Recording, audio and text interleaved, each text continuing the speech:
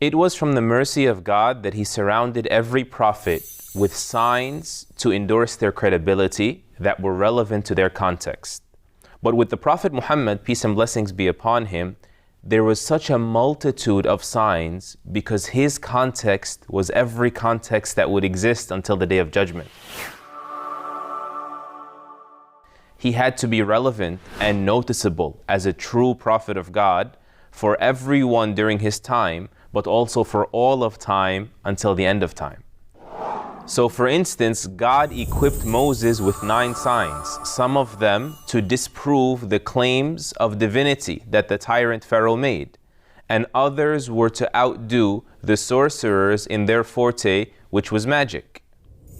God equipped Jesus, peace be upon him, with the ability to cure ailments that were, as far as people understood, incurable, because the people of his time took great pride in their expert medicine and their proficiency in healing the sick. And so the Prophet Muhammad, peace and blessings be upon him, was given such a variety of proofs so that he could be clearly established in every time, place, culture, society, and context. That's why during the Prophet's lifetime, some people recognized him as genuine simply by looking into his face. They said, immediately I knew this was not the face of a liar. Others, they recognized by him simply espousing the values of Islam in a few short statements that this must be the truth. They said, I've never heard anything more powerful, more balanced, more beautiful than this. A third group recognized him by virtue of his reputation. For 40 years, he lived amongst his people in Quraysh as As-Sadiq al-Amin. That was his nickname to all, the truthful, the trustworthy. And when he came to them with the message, they said, we've never experienced any lie from you. So it was so obvious to them, as the great scholar Ibn Taymiyyah said, you claiming to be a prophet means you're either the worst liar ever or you're the most truthful person ever. So you should never confuse between those two. A fourth group of people believed in him by virtue of the miracles he performed that were clearly beyond the capacity of anything we know of the natural world.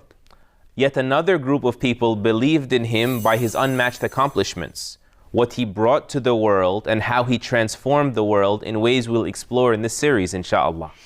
So by virtue of this variety, it makes no difference whether you are someone who's a nomad, working as a shepherd at the foot of the Himalayas, or you are someone who's a neuroscientist in a laboratory somewhere, or whether you're an ivory tower philosopher talking about theories. All of you have a number of pathways to certainty about the Prophet Muhammad sallallahu alaihi wasallam. And these proofs are not subjective. Rather, they are made crystal clear by God for those that are honestly seeking them. But honestly needs to be underlined, because those who are overly attached to their material commitments, their material gains, they will always find the flaws they would be looking for to dismiss the truth. And this would be a sad reality. They say sadder than a child afraid of the dark would be an adult afraid of the light.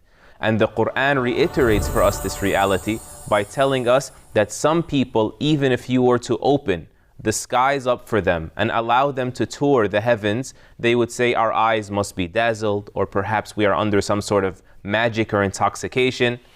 And so with objectivity in mind, know that the proofs are there. And whether you're scientific or you're philosophical or you're spiritual, you'll find the proofs are there. They are innumerable, beyond counting, the proofs of the Prophet Muhammad being sent as a prophet of God to all of creation.